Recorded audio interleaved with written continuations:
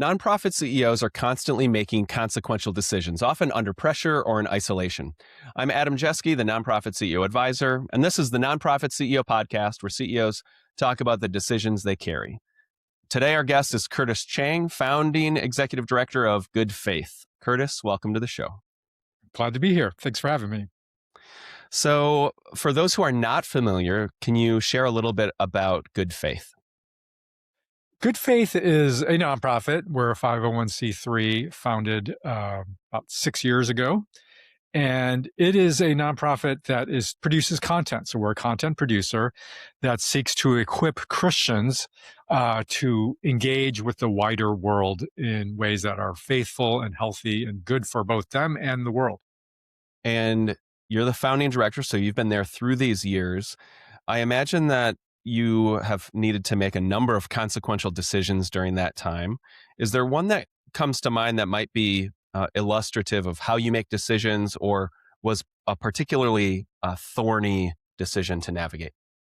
I think this gets to the question of the type of content, since we are a content producer. Probably the most consequential material that we have produced is a project called The After Party. And that was a project done with New York Times columnist David French, Christianity Today's editor-in-chief Russell Moore. That came out in 2024 amidst a very contentious political season. Obviously, we had a presidential election, and one in which Christians played a really decisive role, especially evangelical Christians. And so our project was trying to help those Christians who were engaged in politics to do so in a way that was healthy, biblically grounded, and not feeding into the political polarization that so dominated our era. So that was what we're probably most known for, and what I've been known for. I also came out with a book called The After Party. That was a companion volume. In some ways, that was the height of our, and hopefully we'll reach new heights, but up until now, probably parallel with that would be in addition to the podcast that I do called the Good Faith Podcast. Both of those really involved me putting myself out there. So I led the project. I wrote the book. I recruited David and Russell into it and really shaped the vision of it, and as well as it was my team that executed. So I say that as a long introduction to what I think is a consequential decision that led up to that key strategic move we did to produce this content, which was when I started Good Faith, I never wanted to be well known for anything, really. I wanted to produce content that would equip the church, and the content would stand on its own. It would be, the analogy I use is I wanted to be Target, like the store Target, and produce a variety of content that churches, Christian leaders, ministries could essentially shop at and get their market needs met, especially in the key market of small group curriculum. So, churches and Christian ministries often are organized by small groups, and I wanted to resource them. So really a consequential decision that has been infused to the arc of our story is, how did we get from this vision of us being the Target? And the reason why I choose Target is because nobody knows the founder of Target. The founder of Target is not a brand name. The store is a brand name. And that's what I envisioned for Good Faith. And then, how did I end up 5-6 years later where I'm putting myself much more forward, and it's these names, me, David and Russell. David and Russell are much more famous than I am, but it's sort of driven by some kind of recognition within our world. So that's the big decision. We can talk more about how I got there, but that's been the arc, one of the key arcs of my leadership decision-making, is how do I get there? As you considered whether or not to go in the direction of the after party efforts, kind of multifaceted campaign or content in that direction, did you have alternative ideas or different pathways of how the organization could look and what kind of content you could do that you were deciding amongst a limited set of approaches toward, and After Party was sort of the winner, so to speak? Well, we did produce content in the trajectory there. The first content we produced was actually a small group curriculum that was a revolving around my favorite idea that I've been trying to promote to Christians, which was, you might call it the theology of institutions. So the idea that institutions matter, they matter to God, therefore they should matter to Christians and Christian leaders.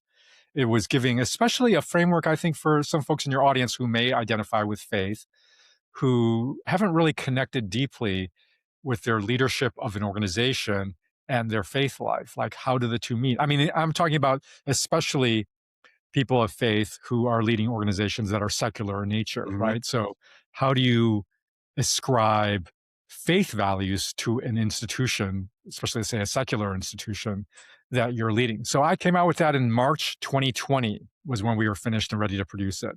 So, as you may listeners may recognize, March 2020 was a very consequential date. That's when the pandemic erupted. And we realized there's probably not a lot of people who are that interested in that question right now. There's a lot of anxiety in the air. So we pivoted to produce a second content, which is the anxiety opportunity, which was trying to help, again, our target audience are Christians, trying to help them connect their faith to a different approach to anxiety that really reflected the idea that anxiety is not just a problem to make go away, but is an opportunity for growth, personal growth, especially spiritual growth. So we pivoted, but we were still, and then I wrote a book called The Anxiety Opportunity. So we pivoted to that topic, and it was really the after party was our third topic and not our first or our second. And so, we could have gone different paths. We could have gone way further down this, theology of institutions path. We could have gone further down this anxiety path. But, as part of our decision making, we landed on the after party. And again, I'm happy to talk more about that as you're interested. How long were you in a discernment process, a decision process related to go, no go around stepping toward the after party themes and the contentious conversation theme?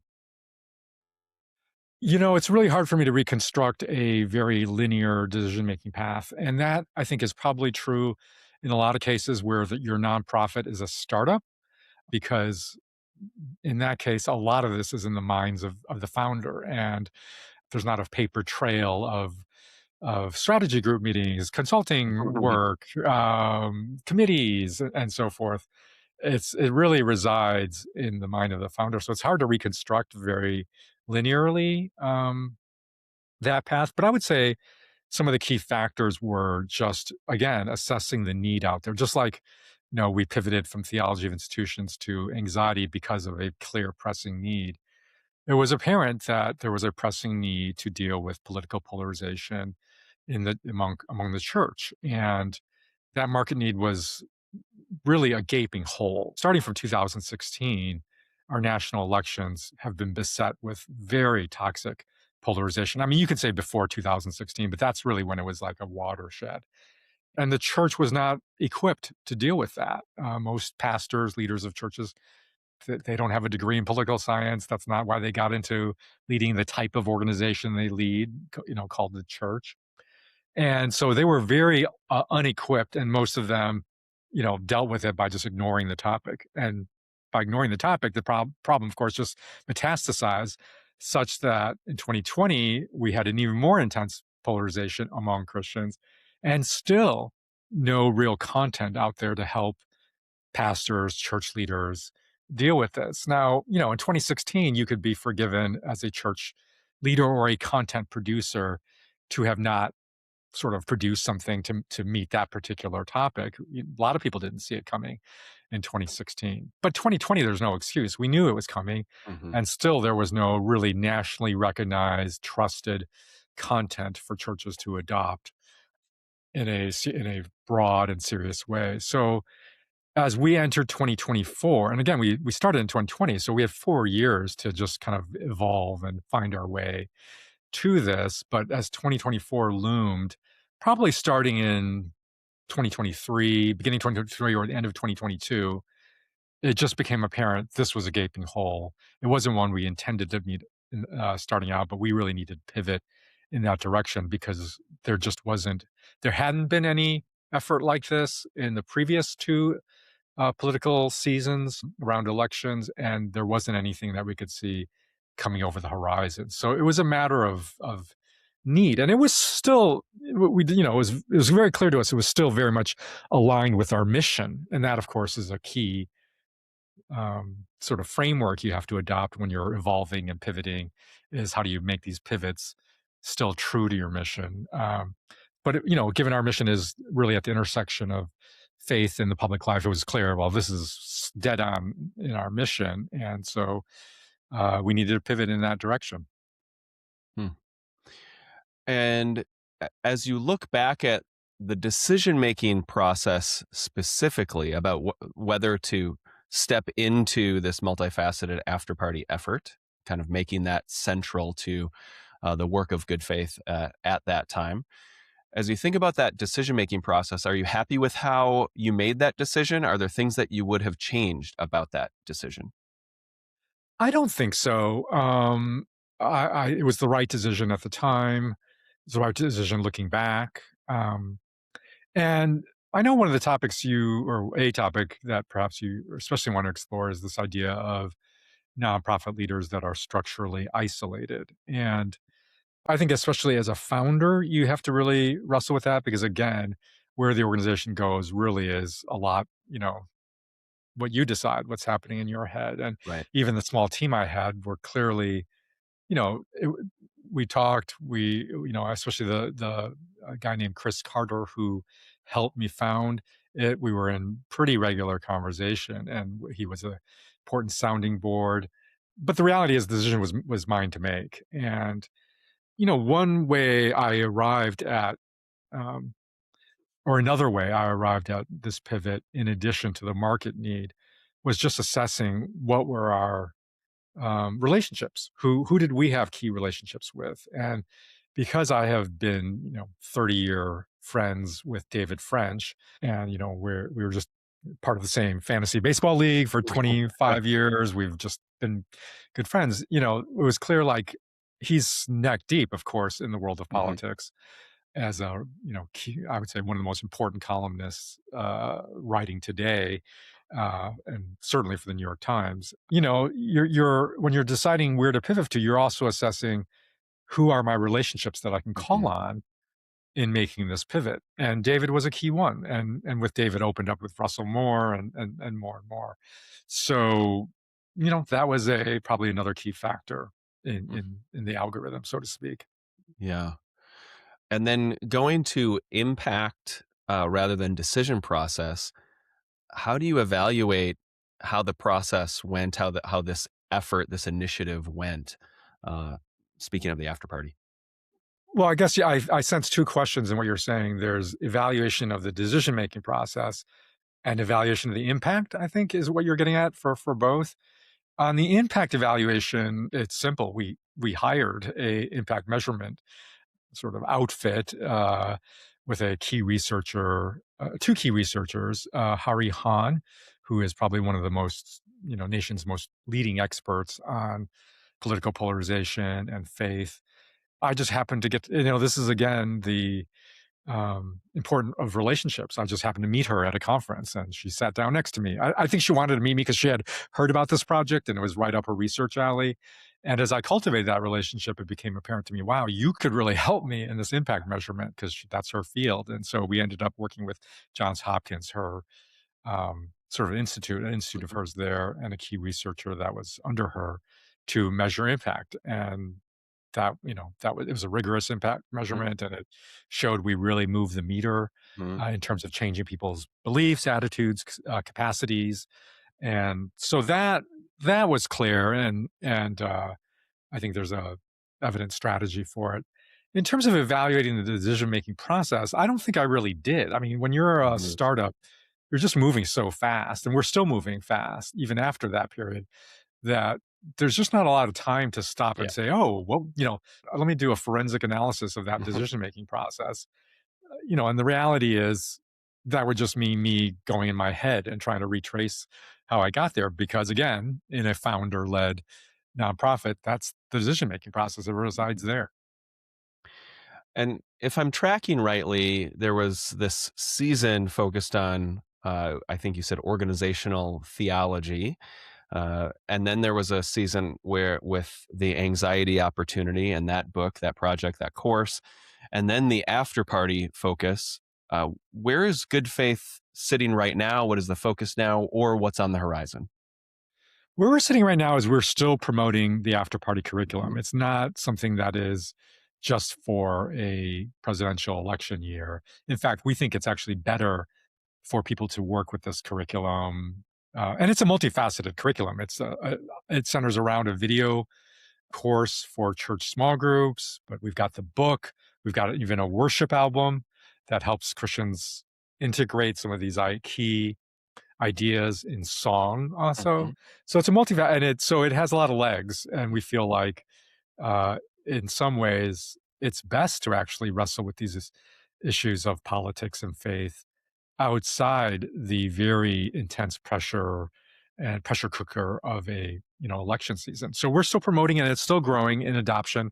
At this point, we estimate something like well over a quarter million users have used some aspect of this Mhm. curriculum, and it's still going. So we're still pushing that out, but we're starting to call that tap the after party. We call it tap for Mhm. short. So the after party 101, Mhm. and we've just received some significant funding to tap 200, if you will. That's going to be a major effort, just like it took years, Mhm. at least a couple years, to produce the After Party 101. It's especially going to take more time because we've got sort of the bar has just been raised, and then our vision for the After Party 200 is even more expansive. Mhm. So continue to push out the After Party Mhm. 101, starting to develop the After Party uh, 200. And then we want to keep the conversation going because the course is a fixed content, right? Once you produce the course, that's the course. It's not designed to be highly responsive to current events, like what's happening, you know, in foreign affairs and a war that's breaking out with Iran and in oil shortages, or domestically in ice raids, or something like that. That's not what it's designed to. It's designed to give more of the underpinnings, the conceptual underpinnings. So we know that there is a need, though, to help our audience and our users still make sense of what's happening in the world right now, and that's where our podcast comes in. It's called the Good Faith Podcast. It's if I may just plug it for a moment, Yeah. if you are interested in the intersection of faith and public life, I think we really nail that well. And Mhm. we have guests like David Brooks, David French, Beth Moore. I mean, these are names that people, sort of certain Christian communities, would Mhm. recognize, as well as obviously secular audiences like who recognize David French and Mhm. Russell Moore, theologian, like world leading theologians like Mhm. N.T. Wright, and so forth. We've been very successful. We're in the top 0.5%, not top 5%. We're in the top Mhm. 0.5% of global podcasts. Fantastic. From that experience of building the podcast, let's widen out to also include you've done consulting, you've had academic appointments, and from that wider viewpoint, that vantage point that you've developed throughout your career, talk to me about what you see around decision making processes going awry, and maybe you have heuristics about decision making that would be of interest to the nonprofit CEOs listening. Well, one key decision making that can go awry is when you go off mission. That's probably a core one. When you chase some opportunity, like especially a funding opportunity that you feel like you need the money, but the actual work involved, that funding opportunity is going to direct you, is going to lead you, is going to be off mission. It's the classic tail wagging dog phenomenon.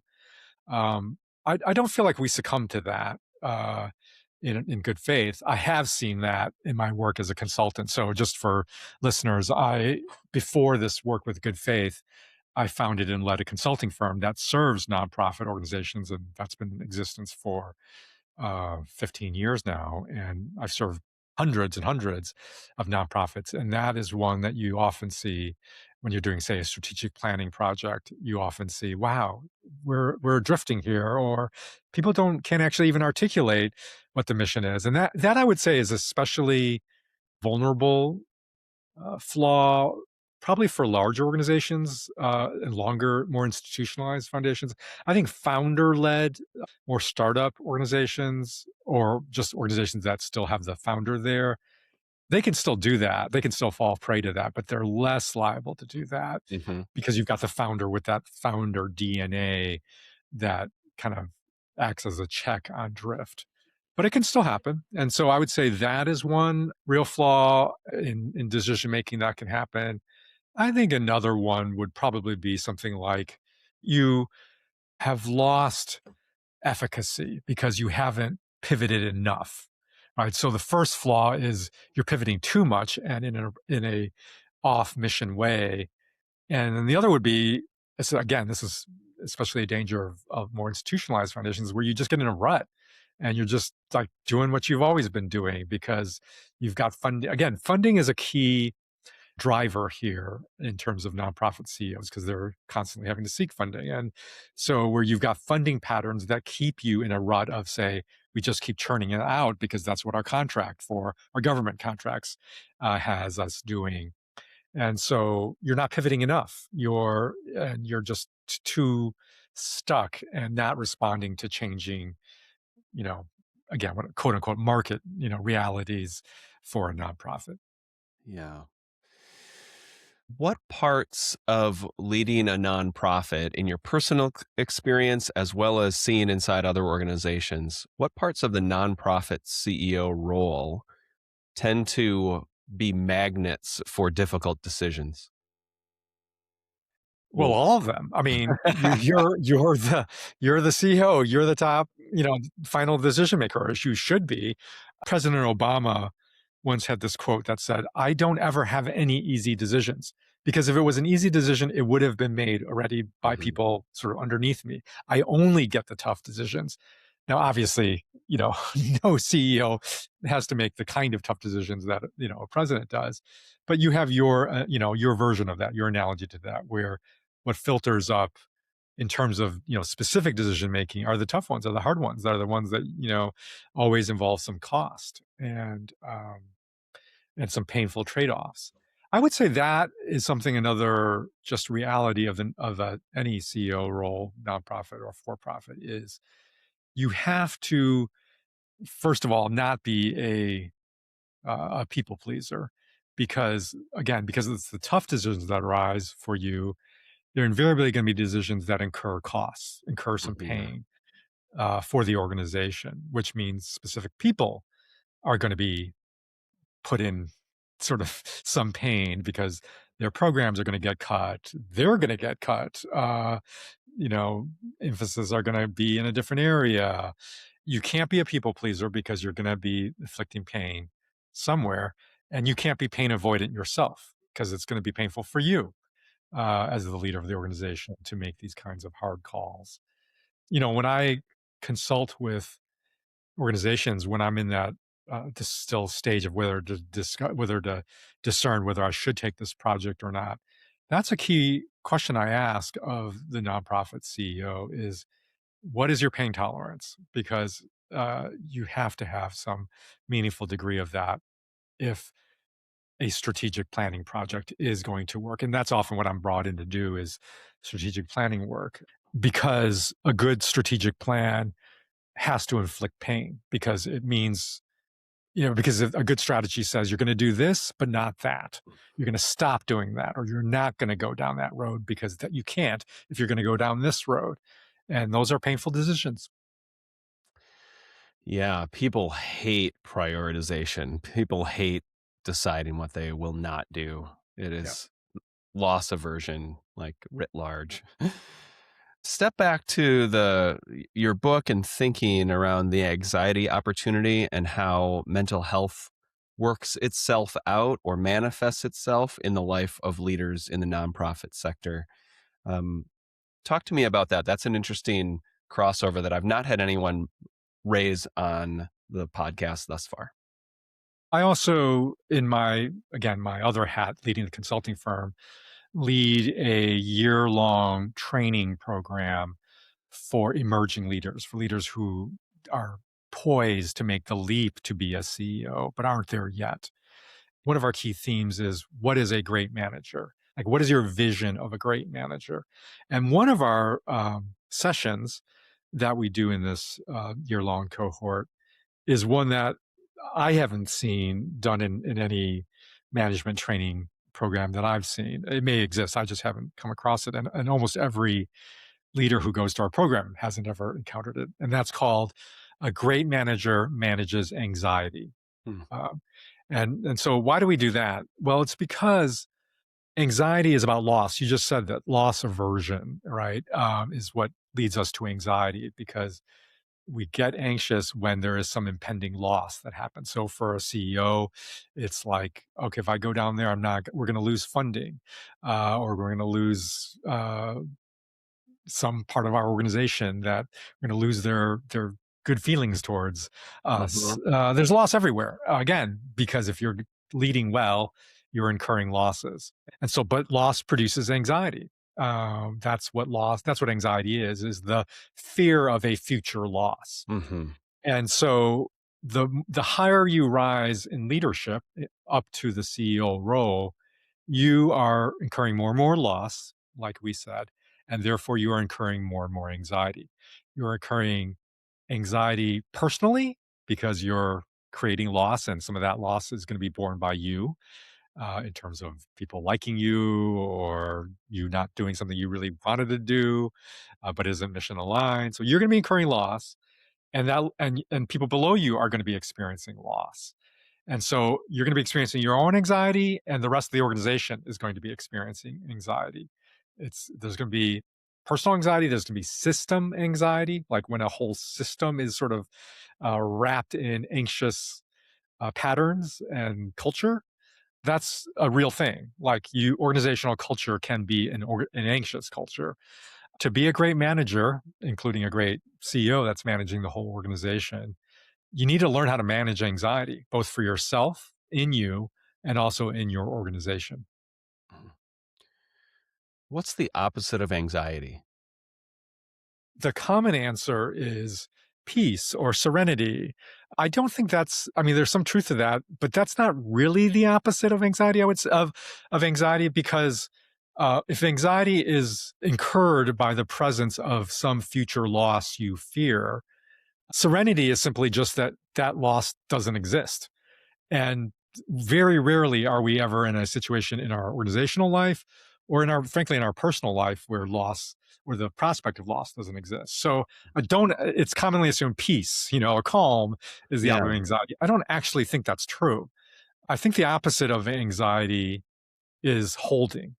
Right? So if anxiety is, I fear a loss, and then I would add to that, it's not only the fear of loss, but you are trying to avoid loss. In my book, I say anxiety equals loss times avoidance. Anxious behaviors are trying to, make that loss go away. And that's why we get into anxiety loops, is because ultimately that particular loss we can't make go away. So what we need to replace avoidance with is Mhm. holding the loss, being able to just bear it and Yeah. help other people bear it and grieve. And there's a lot of holding practices we can talk about, but Yeah. one of them that's often not really talked about is grief. Like we know we need to grieve a personal loss like the death of a loved one, but organizations experience loss and those need to Mhm. be grieved as well. And the CEO has to, when that happens, has to also take on the role of chief grieving officer. Mhm. Are there other ways that, uh, in your experience, CEOs can manage anxiety well? Other practices? How would you advise a newer CEO on how to uh, put tools in that particular toolbox? They have to be growing themselves personally, in my worldview, spiritually, because it has to be rooted in them. They can't lead an organization through anxiety. And again, not away from anxiety. It's not making it go away, but through it. They can't lead people through it if they can't go through it themselves. They have to do the personal work. And there's a lot of versions of how you do this. Meditation, therapy, just for self-help. I mean, there's just a lot of ways, but you have to, for whatever way that you do personal growth work, you got to do the work, because it just has to emanate from your very being. Yeah. And then I think how you lead organizations through it, I can't explain all of it, or because one, it's very complex, and two, you know, you can read the book, you can take her, if you're in the Bay Area, you can get into our cohort and take that class. But let me maybe give you a snippet of that answer. I think one of it is just naming the anxiety. It's a fallacy for a leader, a CEO, to think they have to project this image of inflappable, imperturbable sort of calm, right? That is not congruent, probably, with their inner reality, and so you're having a dissonance in your own personal self between your inner reality and your outer reality as a leader. So it creates dissonance, but it also creates dissonance in your organization because they are feeling anxiety. And you, by not acknowledging, not uh, recognizing in yourself and naming that, like you create dissonance in them because they're feeling anxious, but they're getting the message, I can't feel this way, either unconsciously or sometimes consciously by the leader, because the leader is like, oh, I don't want my people to be anxious because that makes me anxious. So let me shut that down Mm-hmm. as fast as I can. So I think a key way a CEO leads their organization is one, doing their personal work, and then two, allowing anxiety to be present, Mm-hmm. not to dominate, not to, and certainly not as something that they have to make go away, but just as something you got to go through. You got to go through it in your personal life. You got to go through it in your organizational life. And that's why I really think it's important. In my book, I call it the anxiety opportunity, not the anxiety problem, because it's an opportunity. And if a leader, and maybe that's the third thing that I would say is look for the opportunity for growth by going through that anxiety. Mm-hmm. Curtis, let's go to some lightning round quick response questions. What is a book or two that have been meaningful to you, formational for you in your leadership, or that you find yourself recommending to others in the sector? And bonus points if it is an uncommon recommendation. Sure. I will start with what is a common recommendation, and I think is maybe recognized by somebody, Mm-hmm. by some listeners out there. And that is a book called Managing Transition by, I Mm-hmm. believe it's William Bridges. It's a great book because precisely it names that a key leadership move in managing transitions is naming the loss. Mm-hmm. Because any important transition or pivot, again, like I said, involves loss. So one of the things I love about it is it recognizes that truth, and it gives some fairly practical advice and guidance and frameworks on how to name that loss organizationally, and move people through it. So that's one I would highly recommend. And then, gosh, one that's not. I will have to go with something that is from my particular worldview, my spiritual worldview, which Mm-hmm. is Christian. And that's a bunch of books that are about grief. I mentioned earlier that grieving is a critical way we hold loss. Rather than avoiding it, we hold it. We just possess it. And so there's a number of books that I've really appreciated, mostly that involve grieving the loss, not of some organizational change, but the grieving loss of personal loss, of death, Mm-hmm. especially. Yeah. There's a book by C.S. Lewis, famous Christian writer, called The Grief Observed. Tim Keller, a very well-known Christian pastor and writer who passed away himself several years ago, has a book called On Death. Mm-hmm. And so, yeah, I happen to really, it maybe sounds a bit macabre, but I think observing, processing, thinking about loss of all sorts, I think is helpful. Mm-hmm. Is there something about your leadership that if other CEOs watched you for a day or a week would say, that's really unconventional the way Curtis does that?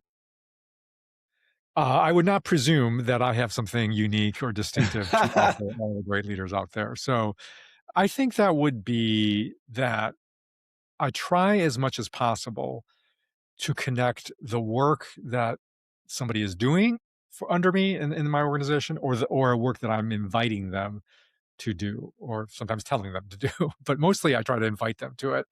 And the way I really try to do this is by already having built a sense of their own conception of their personal calling. And by personal calling, I mean their sense of what they were made to do, what they were put on this earth. Again, in my worldview, they were created by God to do as best as they can understand it, which transcends what they do functionally for my organization in this moment in time. It's the North Star. It's a long arc. It should be something that holds them on a course through not just their work in my organization, but previous organizations or the next organization they work for.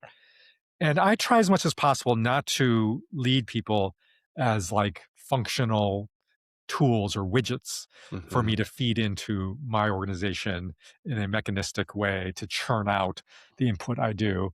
I try to go in the other direction as well.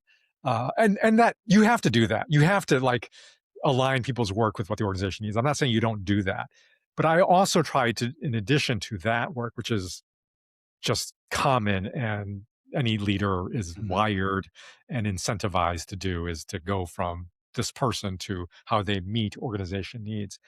I try to integrate that with an understanding and exploration of how the organizational need that I'm trying to get them to meet is also feeding into their personal calling.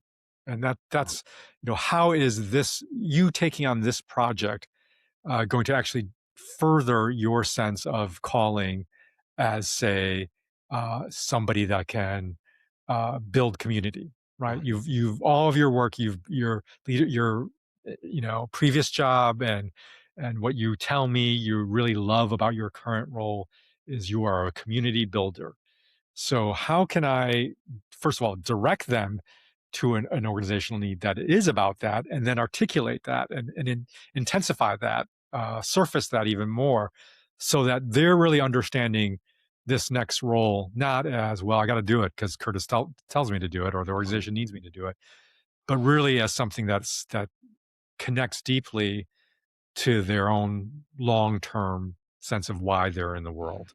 So I don't think that's a framework that's very common out there. Mhm. I think the standard, kind of conception of a great manager is like, I get people to do what the organization needs. And I'm not sure. I'm sure I'm not the only person that does this, and some people may do this instinctively, but just not know they're doing it. But building that bridge. I mean, one way to think about this is that um, management theory originated by thinking about people as widgets, as inputs on a conveyor belt meeting the needs of organizations. That's the origin of management theory. Management theory began in the 19th century with the rise of large industrial organizations for the first time. Railroads, and Mhm. railroad building, coal to mining and refining to feed those railroads, steel makers. These are suddenly large organizations. So management theory, there's no such thing as really management theory before the 19th century.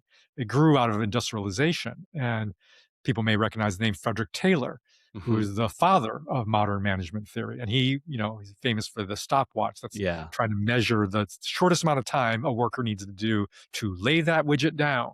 And so the worker becomes a widget, measured for efficiency on a conveyor belt going towards meeting organizational need. What I'm talking about is thinking about management not as making more efficient a conveyor belt in which people are inputs, but really as a bridge. And a bridge has direct traffic going in both directions.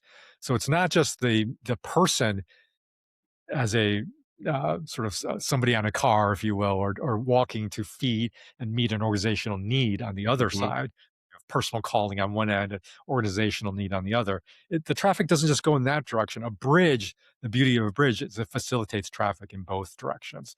So we're also, as a great manager, facilitating traffic from an existing organizational need to how does that feed into personal calling. Mhm. Curtis Chang, Executive Director of Good Faith, what do you love about your work? I love my work because it has me. What I just said, it feeds into my own personal calling. It's something that grew out of my sense of what I was made to do and what the world needs. And when you can have that, what you were created, your gifts, your yearnings, your longings, and then some actual need in the world. Uh, when personal calling meets your longings for the world, that's a great place to be in. So I think that's what I love about most about what I do. Hmm. Curtis, thank you for joining us on the Nonprofit CEO podcast. It's been a pleasure. Everyone, if you know a nonprofit CEO or executive director who's carrying something significant, send them this show. And if you want more of the patterns I'm seeing across hundreds of CEO conversations, you need the Nonprofit CEO Briefing, delivered weekly at nonprofitceo.com. I'm Adam Jeske, the Nonprofit CEO Advisor. Thank you for what you're leading.